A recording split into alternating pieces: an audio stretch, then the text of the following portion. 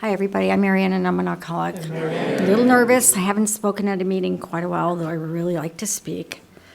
I just need to slow down. And what I really like is for all of you to just relax and probably go to sleep. And don't pay any attention to me at all. That'll make me feel a lot better.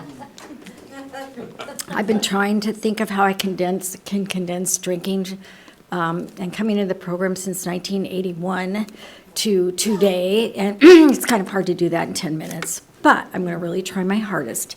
And what I want to focus on is that I'm an alcoholic, and I found out that I cannot drink alcohol the way normal people do.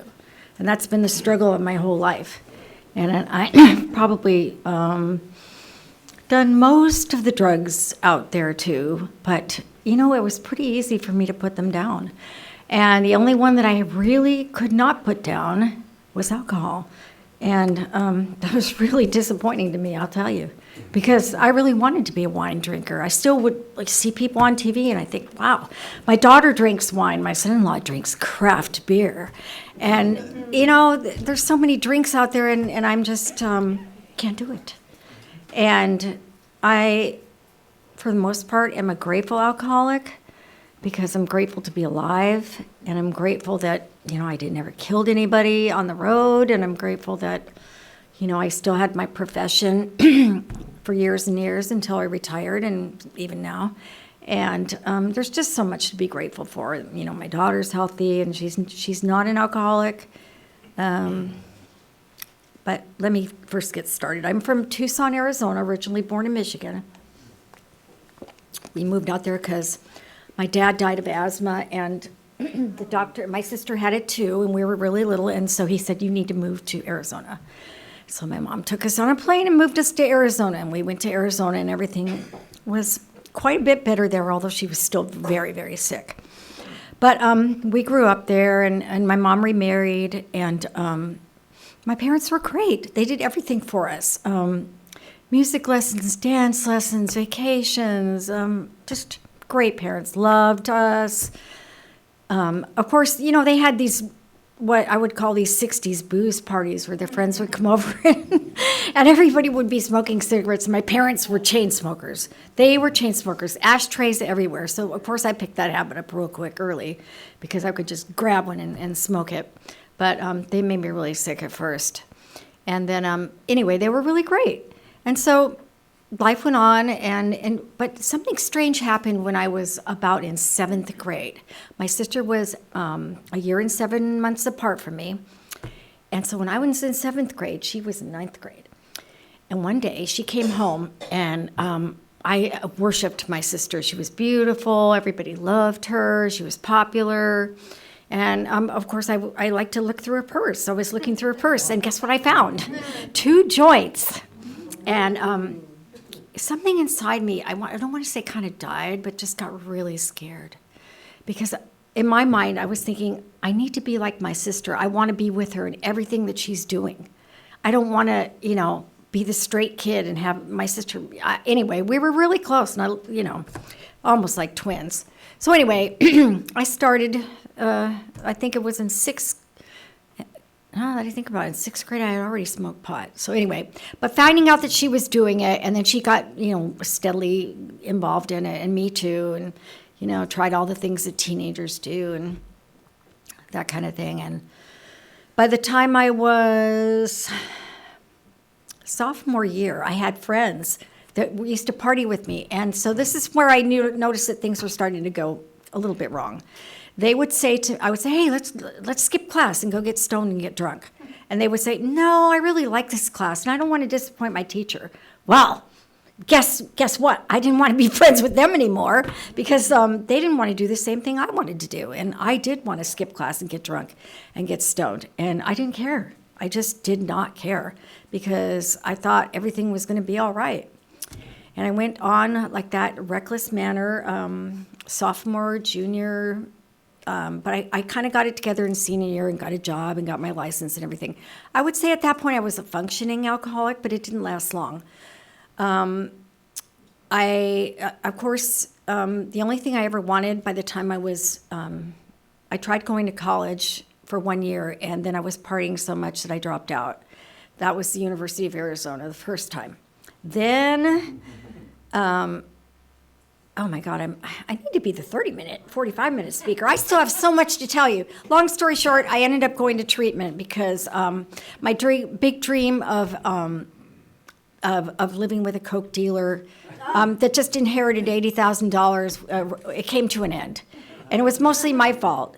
And at that point, there was only alcohol. So I was hitting it really hard. So then I decided that I really couldn't do anything unless I was drunk. I just could not imagine my life. So I talked to my parents, and they said, okay, we're going to put you in treatment. And I went into treatment. And I stayed sober for 10 years after that. I worked really hard, and I did all kinds of amazing things. I graduated college, got a job, got married, and had a child, and everything was really great. Hate to tell you this, but I had a relapse after 10 years. And I was in and out, but I came back. And that's what I wanted to say, because I only had 5 minutes left, is that ever since I came back in, the last time is the last time. I'm a walking time bomb if I drink alcohol. I do not know what's going to happen. I just go into a blackout. And I'll tell you, my last drunk was with me waking up at a car wash standing next to a police officer. Oh. Yeah. And they called my family, and I was supposed to pick up my daughter at a detention at high school. Of course, I never showed up. So my mom came, and everybody was always mad at me. My daughter was hurt. And the only reason I didn't get a DUI was because I was out of my car at the car wash. I wasn't actually driving, so I guess I had parked it. Anyway, he said, just take her home. And he didn't give me a DUI. And I was able to keep my teaching license because that's what I was doing at the time. And the only thing my daughter said to me, I was saying, what can I do? What can I do to make this right? She said, I just want you to go to AA. And so that's what I did. And it was really, really horrible because this time I could not go to a treatment center. I had to go to work. And so I can remember going to work for a week and having the most horrible withdrawals and being so sick to my stomach. And I had a 40-minute commute to work. And all I could think about was how sick I was. But I kept going to meetings, and they had a 5:30 meeting where I used to live that I would hit every day. And I went to meetings a lot, and got sponsors and did all the things they tell you to do. And now I continue to do that. My sponsor from Arizona recently died. So I'm kind of looking for a new sponsor, but I still work the steps every day. I would say I'm on 12, but I do 10, 11, and 12 almost every day. I do 3, and I do 4 a lot. I do mini inventories, and they save my ass so many times because I don't know what to do until I see my part, which is the only thing that we can change. So I guess I better wrap this up by saying that this is a great program, but you do have to work it, and I hope you didn't fall asleep. I have more to say, but you have to invite me to be the 45 next time. All right.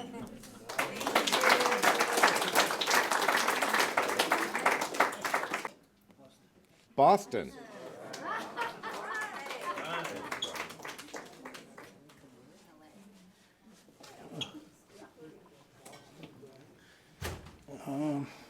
I'm Brian, and I'm an alcoholic. Hey, Brian.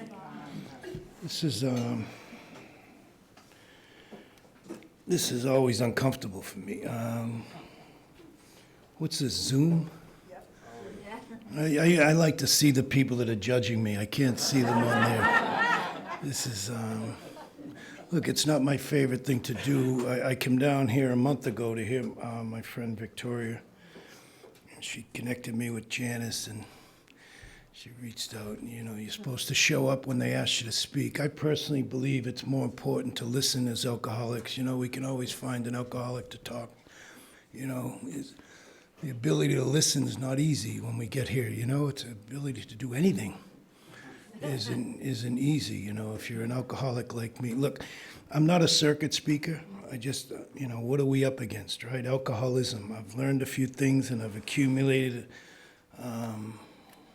some opinions that I believe in. I also know that there's, it says it right in the beginning, where some are sicker than others. I'm a level 10 alcoholic. I'm not proud of it. I'm not ashamed of it. I'm just aware of it. and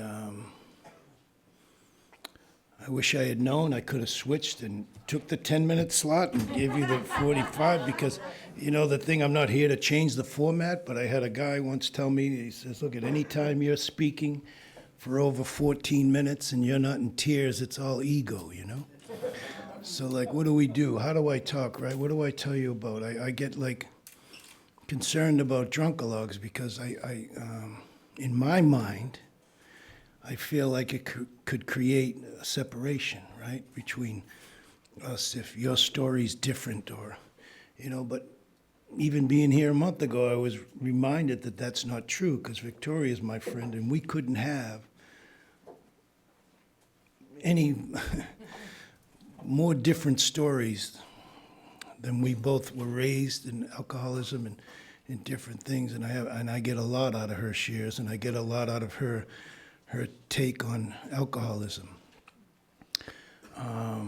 I've been sober, and now I say this, people say this and they look for like an applause, or it's not that. I say I've been sober 30 years because I still need to treat it now. I still have to come now, because I've come to find out, look, I grew up in a minefield of alcoholism. A lot of violence. I grew up on the East Coast in South Boston, which is a tiny section of Boston where,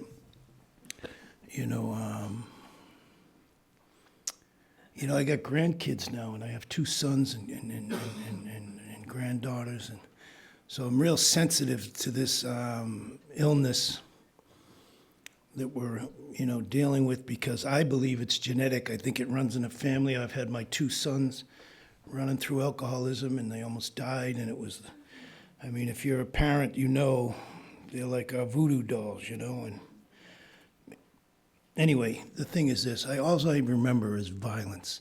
And right in my home, as a little kid, I'd be under the table like this, under the chair, watching the beehive hairdos and the slit cans, and just all violence. And so you kind of, as children, you kind of absorb your surroundings, and sometimes you put that off in life. And I was an inner city kid, and I ended up being locked out of my house at 12 years old.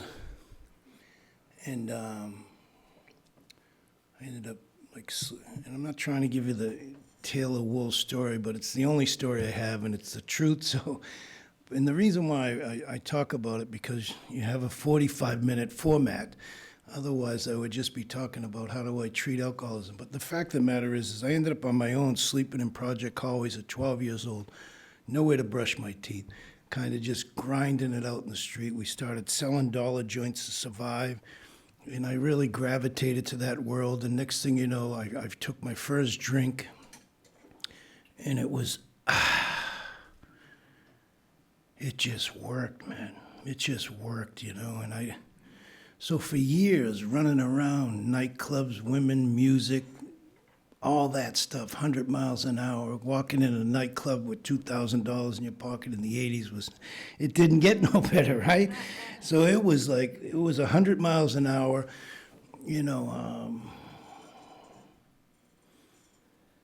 can't say I regret any of that.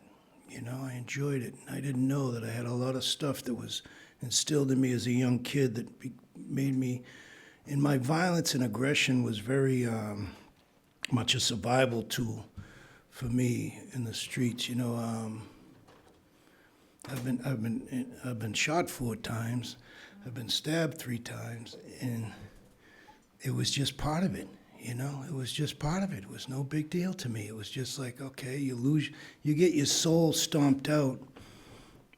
Tomorrow's really not that important.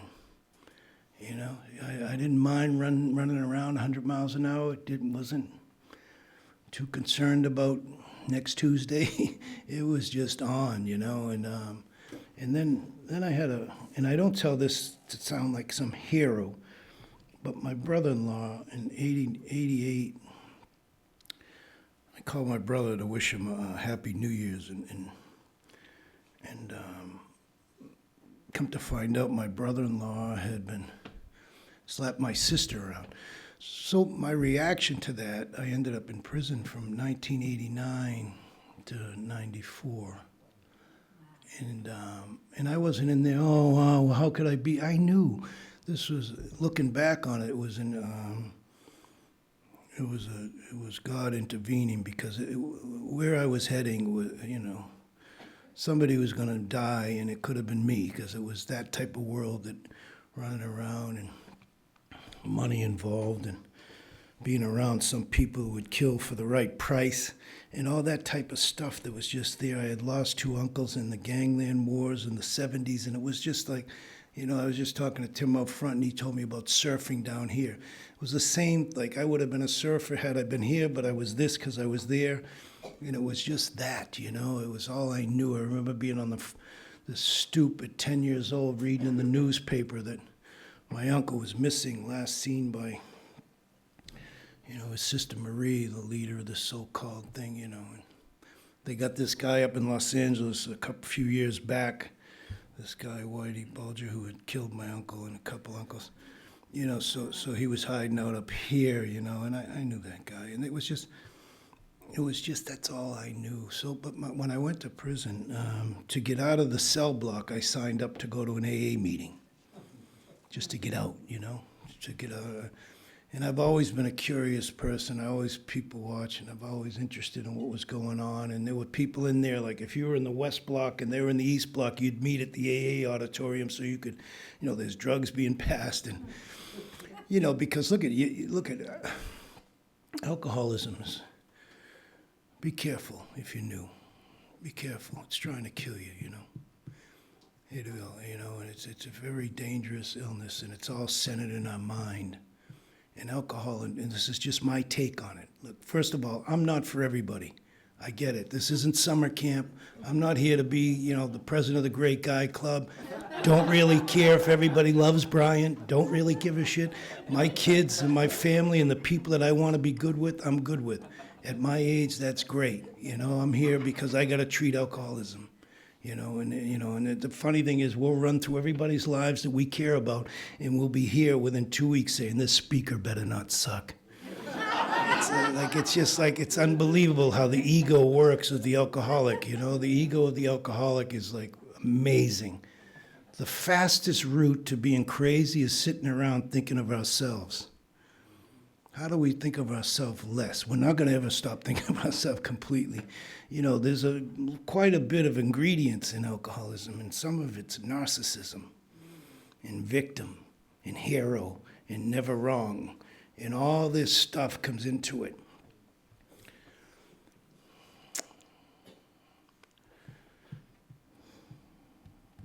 I got to treat my alcohol. This is just one of the boxes I need to check because, I came to hear Victoria and Janice asked. I don't sign up for this shit. You know what I mean? I don't. It's,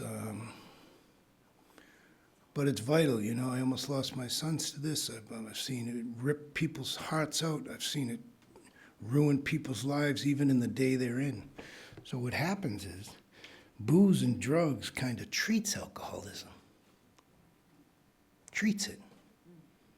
Then it stops treating it, because alcoholism is from what I've accumulated, in my opinion, we all look through different windows and see alcoholism slightly different. Some of us, like me and Victor, we see it the same. Not everybody here. We have a different take on it, different opinion. I'm not right, you're not wrong. You're not right, I'm not wrong. But I believe it's an illness centered in our mind, and it's a spiritual malady and a soul sickness that is treated with booze and drugs to a certain extent, and then it stops working. Then we get here, what the fuck is going on? No drugs, no booze, I got a what? So then the job might come, or the girl might lift the restraining order, or the job, you get a pay raise, and you think, oh, that's AA. This is fucking great. And then the ego kicks in and says, oh, wow, I should have got here sooner. I just got the job, the new car, None of that treats alcoholism. That's how cunning and baffling this thing can be, even in sobriety. It can get you when you get here. How do we deflate the ego? Look, if I could say anything to somebody new, find the true definition of humility, The true definition will make this journey a little less steep, and it will also increase your chances of staying sober. You know, because if we don't change the character or develop the character, because look, I've always been a decent person. Not lying to you or trying to convince you, and I've also been a fucking asshole. So how do I become an asshole a lot less? Well, there's a little bit of a roadmap here to that, because look, and I'm not a pencil and pen guy. I told you I was out on my own as a kid, so, you know, people will say, if you're not doing the steps, you're not in the program. That's bullshit. We recommend you do the steps. They're like a magnified mirror, so if you want to take a look at yourself, they'll be very helpful. I believe alcoholics are doing the best they can, even when they die. That's real shit we're up against here. Because your thought and your thought process in your mind, I think 2 words most alcoholics have said before they relapse or die is, fuck this place. Oh, excuse my language. Fuck this, you know? They do, because the monotony of this, you know, you're going to listen to Brian for 40 minutes? You know, I got better things to do. I should be out there blowing my life up. Like, you know, this, what did it say there? It said safe or something? What did that say right there? Safe place, huh? It's true.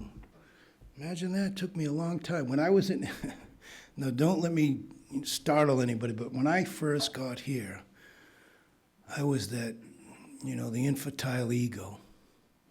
I was in that meeting thinking, wow, if I had a machine gun, what side of the room would I start on? You know? And I didn't even have nothing against anybody. I was just in so much pain and fear. This is the last place I wanted to be. And then I was sitting here one time with 30 days sober, and I was in a lot of pain. And I had nothing to sedate it with. And I said to myself in my genius thinking, I said, you know what? I could go use right now some opiates, a couple of cigarettes, sit on a bench and come back here tomorrow morning. And no way can I be in any more pain than I'm in now. I got up out of that meeting in a church basement at 7 a.m., stormed out the door, went, got the shit, was up in the park bench for 10 minutes, the cigarettes like this. Life's great, and then the guilt and shame kicks in because you already gave me enough information and knew that I shouldn't be doing it. So I got down the meeting the next day, and that was the first time I learned about the mental obsession. I couldn't sit still, and I was on the run, off and going, you know. I believe this. Alcoholics and addicts drink and use because they want to drink and use more than they don't. It's not because the dog died, or the wife left, or we lost the job, but our mind will lean to that because it's scary to get sober. It's scary to do this deal when nothing's even happening. Most times I'm doing a lot better than I think. Most times. Unless you have health or our kids, you know, that's when it gets real. When it's health or our children, you know.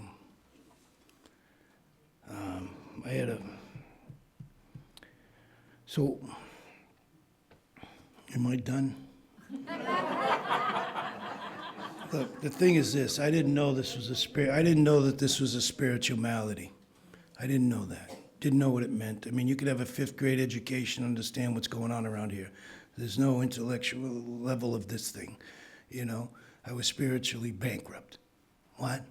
Didn't even know what they meant. So what happened was my sons were using. And I was bringing them back and forth, to, you know, and it's heartbreaking.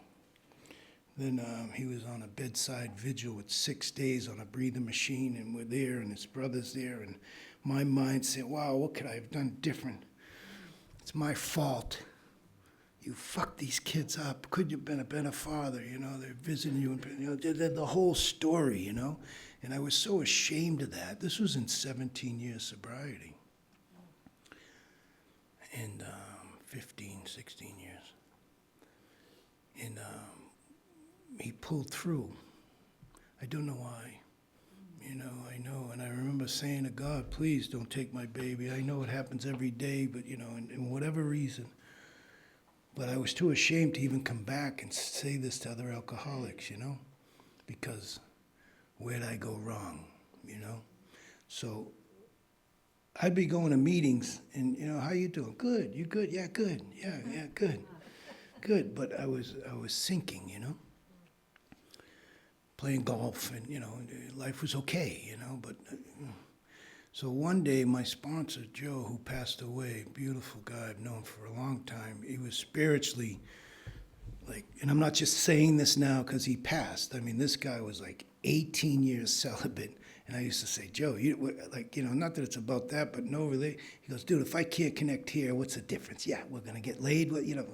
Yeah, let me help an alcoholic. So he was all in like that, And I remember saying, Joe, I don't know if I want to get that well. Give me a break, I'm going to do the best I can. I haven't tried to kill nobody in a long time. Isn't that enough?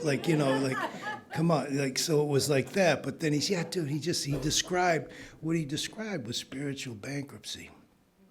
He said, I was in a gas station one time.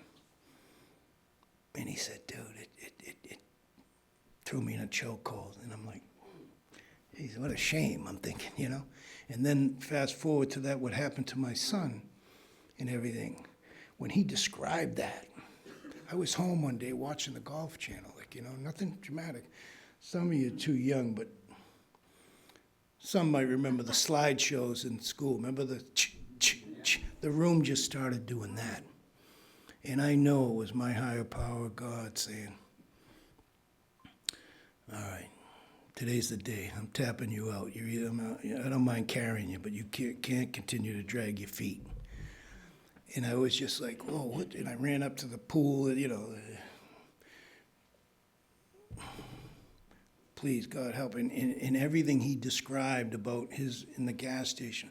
So I grabbed the phone, and all I could do, literally shaking. I'm not trying to be too dramatic.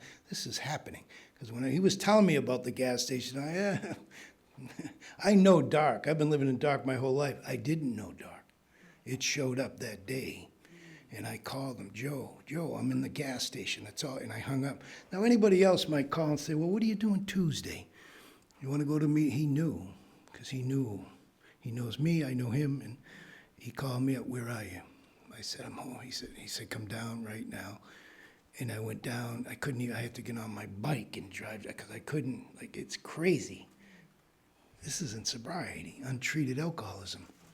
And I went down and I told him what I just told you about my son, and I said, it's all my fault, and I'm gonna make some money, leave them some money, and go to Palm Springs and inject myself, and the whole plan and story. And he said, oh, dude, you're spiritually bankrupt. You got to get I says, Joe, you're not listening to me. My son almost died. It's my fault. He said, oh, he used to say dude a lot. He said, oh, dude, you're not listening to me. They have a God and you're not it. You're spiritually bankrupt. And that hit me. He said, they're gifts. Whether they live 10, 20, 30, or 50 years. They're just gifts. People live normal, productive lives and don't get 2 minutes with a child. Come off the cross. They have a God and you're not it. You're untreated. You're spiritually bankrupt. Yeah, but Joe, you're going, yeah, I know, dude. It takes more than that. As time goes on and you get more sober, the road gets a little more narrow. You got to do a little more work. Oh, fuck you, man. How much work do I got to do, Isn't getting on my knees enough? Being kind. I like being kind, I don't mind being... Look, I've been social distancing for 40 years, so I don't, this journey could be a lot less steeper, but I'm not like a big people person. Said it right on my first report card. Does not play well with others. And I've lived up to that for a long time, But the thing is this, alcoholics are beautiful treated, We can all applaud each other for doing our laundry and all that shit. This is real, We gotta, how can we stop playing victim? I know, look, I've been yanked out of bed, the shit beat out of me. I could check a lot of bot trial. We have to be careful because a lot of people hang on to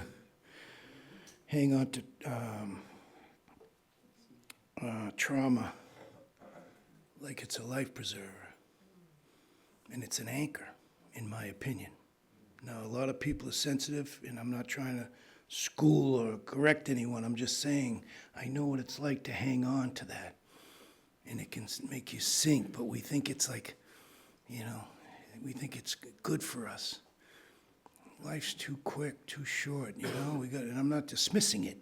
It has to be addressed. But once I could wrap my head around stuff that it's just a story, and I could become okay with it, And then there's days where something will trigger it, something will trigger it, and it's still there. And it's like, oh, this is another one of the reasons I must do what,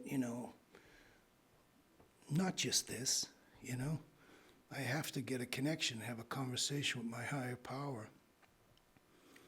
More than once a day, I know that. And some days I feel like, hey, I'm treated. When I'm treated, I just have to ignore my first thought. When I'm untreated, I have to ignore my first 5 thoughts. It's just the way it is. You know what I mean? Like today when Joey said, are you going down there? It's the 17th. And I had minds, like thoughts telling me, to,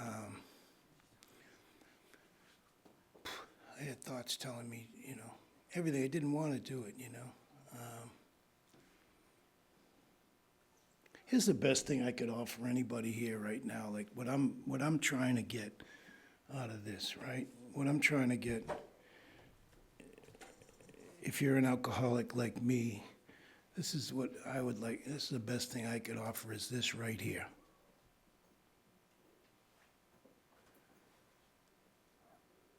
You hear that quietness? That's my goal. I just want my mind to be quiet. Alcoholics can have the sword fight of being right and profound outside. Like alcoholics love to be right. We can, we know it all. We're never wrong. It's like exhausting, right? But, we're in this together. We're in this together. This is, you can come here and learn. You can learn what that expression we'd say, you want what he has, and that's true. And you can also learn, what you might not want around here, because alcoholics are doing the best they can, and we come in here with a lot of shit that don't make us look in the best light. And then how do we sort that out? How do we get to the point where we realize, oh, this is the excuses for my behavior or the reasons for my behavior? And then we're trying to sort that puzzle out, right? And that's, and it's really nothing even happening most times. So right here, right now is the only place the ego doesn't live. How can I just get my mind quiet? Like right now, I know there's people in this room right now saying, I can't wait for this guy to shut the fuck up. No, maybe not everybody, but it's just the way it is. I don't even take it personal. It's not my thing. It's okay. You don't see it the way I see it. It's all good. It's a minor price to pay to listen to me or me listen to you for a half hour to maybe get something going. Because we get fooled by coming here week after week and seeing the same faces that more people die from alcoholism than all the wars of the nation combined. And there are people right now, and I've seen it, sitting in asylums doing this, just from untreated alcoholism. I'm not diagnosing, I'm not a doctor or anything, but I know that there's other illnesses that people are in there for too. Don't get me wrong. But I know alcoholics that have got this deal for a while, stopped treating it, and ended up in asylums doing that. Because they just cannot or will not give themselves to this simple program. I don't know, better people than me have died from this. I don't know why I can hear what you guys are talking about here. I don't understand why. I don't question it. I'm just grateful for it. My son is 13 years and 14 years sober now. I don't know why. I mean, I believe in a higher power. I was thrown out of, escorted off the property in Catholic school in Boston in the 7th grade, but I was raised that way. I spent months in a solitary confinement with a roll of toilet paper as a pillow, no blanket on a steel made because the guy who snapped in solitary confinement stuffed his blanket in the toilet to overflow the tears, so they took all the blankets, and up in a dog kennel, they let you walk around in the dog kennel for an hour each day for months. And I found some peace in there, too, in between kicking and screaming, because the infantile ego can get you, feeling bad for yourself.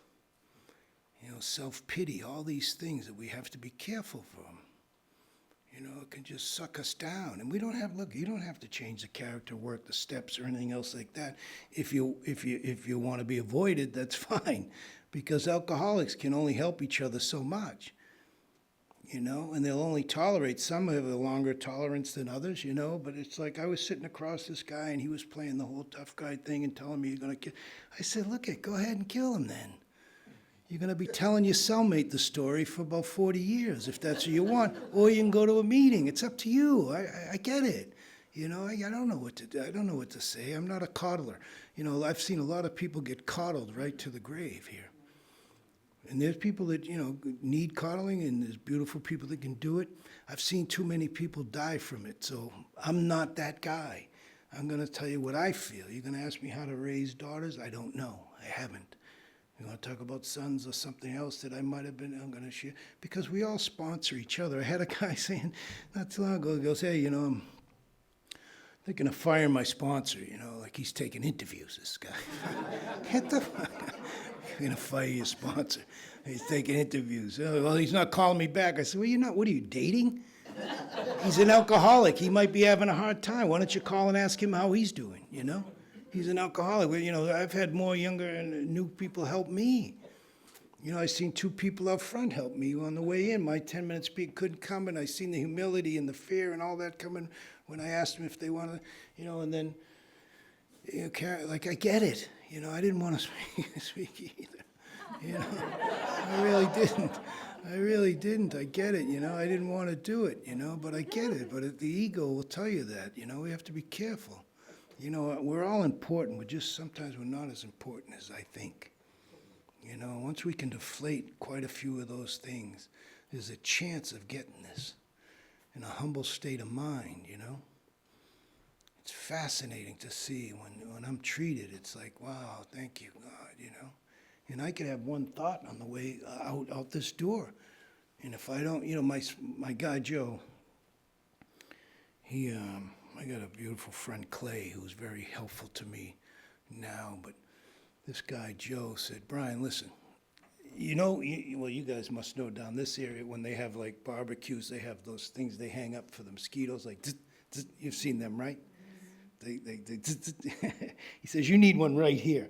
Anytime a negative, scary thought comes in, you gotta, you can't, because, look, I can curl up in a ball with one scary thought.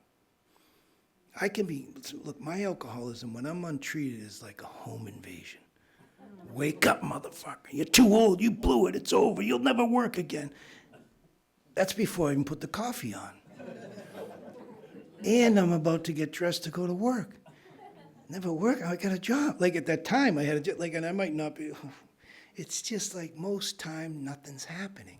I had a friend of mine text me today. How you doing? I says, a lot better than I think. You know, a lot better than I think. And I can go into that, and I'm that guy. You know, I can curl up and. I had an old timer tell me one time, hey, look, sometimes you just got to pray, you bum, pray. If you're curling up in a ball and you're in a lot of pain, you can't be. Sometimes you just got to go home and get under the covers. Just don't turn it into 2 days. But sometimes you just got to get home and don't drink no matter what. And I've done that. And, you know, here I am standing here without it, you know, and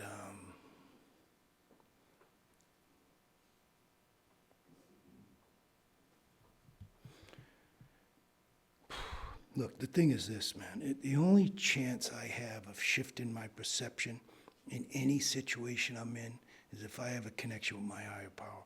When I first get out, I don't know if you guys know an actor, this old guy, Eli Wallach. He was like an old guy. So I go into this recovery home when I first get out of prison.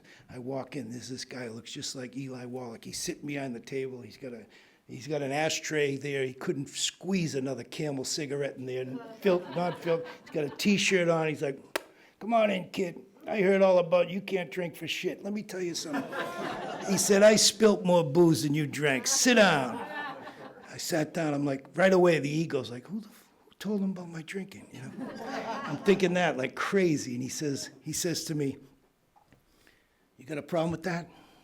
I look up and the sign says, if there is a God, and you don't try to pray and connect, how can he help? And if you do try to pray and connect and there isn't a God, what harm could it do? And I said, no, I have no problem with that. He goes, good. So now he starts rattling off about this and this and this. So now I'm in this place, like, treatment for a week. I'm in my head saying, wow, who's telling him about my drinking, The ego is so crazy. We're so self-obsessed. Like, we just think we're that important. I'm like, I got to ask this guy. I want to know who's talking behind my back. Like, so like a week later, 8 days later, I'm coming up the stairs to come in here, and there's a guy waiting to go in and see me. He says, come on in here, kid. Sit down. I heard all about you. You can't drink for shit. I spilt more booze. So that was his opening thing. Like, that was his... It was his whole thing, and he had me for a week saying, oh, man, wow, why are people talking about me? It's so crazy how the alcoholic mind works, man. You know what I mean? And this guy was beautiful because he shot it to me straight, I'll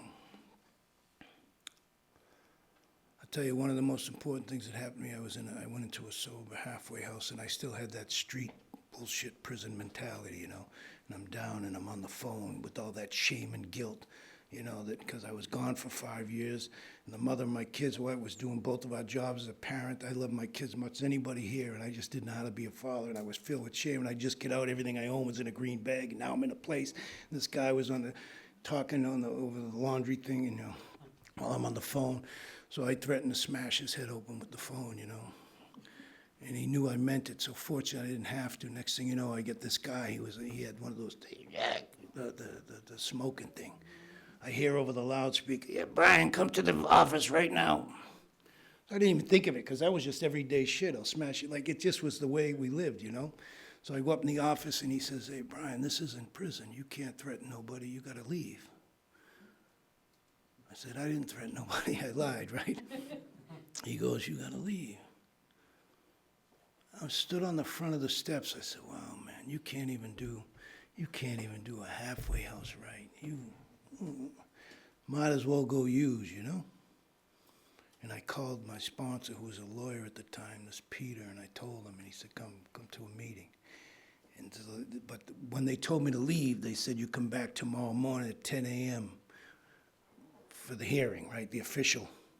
Pack your shit and go. And this guy was a good guy with that thing. He didn't want to have to do it, but I shouldn't have did what I had to do, what I said, But I wasn't ready to own that yet, I just denied it. And the next morning I went back, and I didn't use.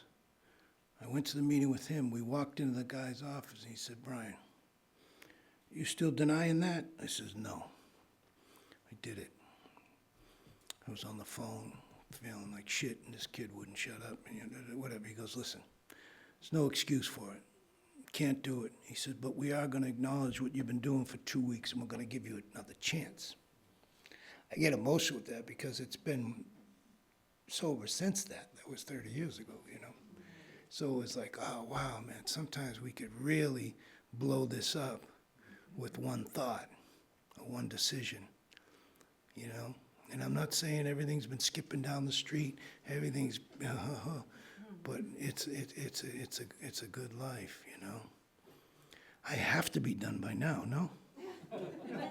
Huh? How many? Oh my God, 10 minutes. I'm gonna have to start lying if I get 10 more minutes. What the? 10 minutes. My God. I have to start making up shit. I don't think I'd be the first, right? Maybe. No, I don't know, man. I'm happy to be here tonight. I have no idea about 9 o'clock, 10 o'clock tonight. Like, I don't think...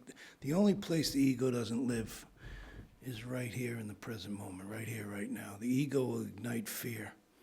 Be fear of whatever, And when I'm in that place is the reason. I've been there enough over this time that has kept me here, I'm good with all the people I want to be good with. Imagine that. Like, I was just on the phone. I got 6 grandchildren, 2 sons. Like, I was just on the phone, FaceTime with them, and it's just miraculous. But look, the truth is this. I've had a lot of childhood dreams come true in sobriety. A lot of things happen that I was unable to enjoy till 3 years later, because if you're not treated, you're going to miss out. none of it treats alcoholism. I'm grateful for it, you know? Having the big place with the pool, and it was just a longer walk to the bathroom. That's all it was. I was grateful for it, but like I risked my life and my freedom for cash. And then I realized, you know, and I got sick. I got spiritually and mentally sick when my sons almost died. And I've never been wealthy, but I was in a good spot for a kid who started with nothing. And I just was like in that place where I was just cutting checks every month, not really looking for work. And yeah, I'm good. You good? Yeah, you good. So it took me like 7 years to get my feet back under me after almost losing my son, you know, because, you know, they're like our voodoo dolls, you know, so. Anyway, the fact of the matter is, it's like, oh, okay, how do I stay in the now? You know, how do I stay grateful? Well, my guy Clay, he says, oh, give gas towards the good things, you know? Don't give them negative thoughts power. Now, this is all like, okay, yeah, that makes sense, right? But we have an illness that separates us from logic, you know? I got my grandson's Kellen, I call him up. He's like 8. Kellen, what is it, Kellen? Papa, and he gets aggravated. He says, good thoughts, good day, Papa. Bad thoughts, bad day. What are we going to go with? He says, good thoughts. And he told my friend's wife, and we were on the phone, us three, the other day. She used to make a bed in her basement for me, like over 50 years ago. This woman was great. Still to this day, we joke with the grandkids. She'll send me, this morning, she sent me these beautiful pictures of the grandchildren, you know, and I said to her, you're welcome, right? Because I always take credit for the grandchildren. No, you're welcome. We go back and forth with that, right? No, listen, if it wasn't for me, right, the ego, and she said, well, if it wasn't for me, I carried the, you know. So we have that banter fun, you know. But she told me, Kellen told her, Papa's always bothering me with that good thoughts, good, because he's 8. But, you know, the fact of the matter is, there's some truth to that. Good thoughts, good day. Bad thoughts, bad day. It's not always that simple for us alcoholics because we have a mind that races towards negativity untreated. So when I have something spiritual going on, I have the ability to, it's like I was driving here and I took this little turn. It's like a little turn of the wheel, right? It's kind of that little turn of the wheel of just shifting my thought, you know, of like I work in film, right? And there's some people in that business that it's like, I could just kill him, you know? And then I think, well, and I'll be telling my cellmate that I kill him. No, but the thing is, it's like, okay, how do I be kind? How do I find a way to make it from here? Because I'm not always right, and I'm not for everybody, you know, so... But like, you know, it's just tricky sometimes when you're dealing with others and I got to take a look at my part in it, you know. You know, I was on the phone with a friend of mine today saying I just want to be part of, you know, the Be Kind Club. You know, how do we be kind to somebody next to us? And it's a little easier for me because, like I said, I've been social distant for 40 years. But there's some truth to that. It goes a long way. Goes a long way. I went into Starbucks today and seen this young employee with a great spirit, and I just said, keep that spirit. Keep that spirit. Don't let nothing put that light out, you know, because I was that kid, you know, in the corner, angry, you know. You get your soul stomped out. I know Victoria's background and, you know, what our parents afflict us, you know, because look, we do afflict our children. I see the qualities of my sons and I also see my flaws in them. And I see them from my narcissistic, like I have to do my best to not be that, you know? And it's tricky and challenging. It sounds like a lot, but right here, right now, I have to be done by now, no? Oh, for fuck's sake. You can wrap up anytime. Oh, good, I'm done. Yeah.